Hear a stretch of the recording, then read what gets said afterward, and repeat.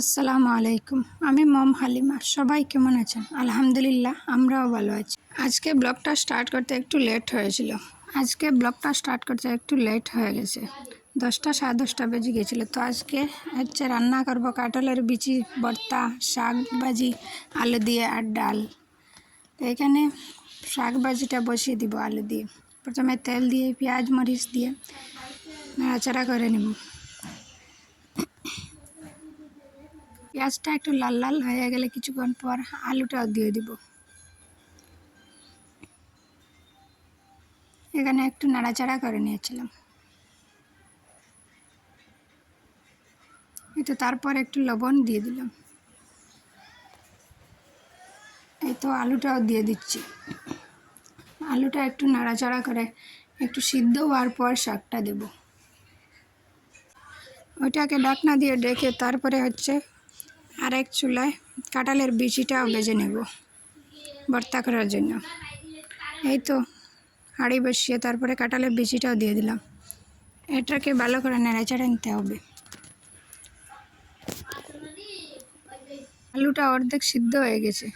তারপর একটু নেড়েচেড়ে শাকটাও দিয়ে দিচ্ছি এখানে।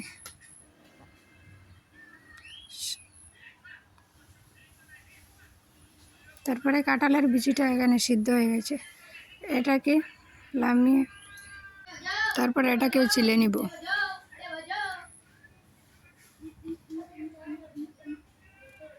এই তো এখানে চিলে নিয়েছি কাঁঠালের বিচিটা।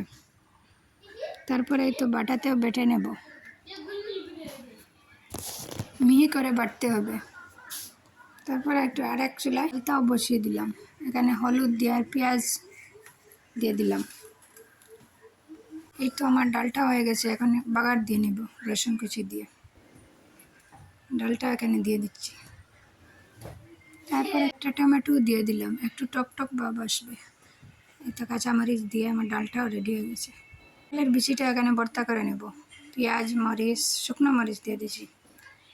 তারপরে তো ভর্তা করে নিচ্ছি। একটু তেল সরিষার তেল দিব।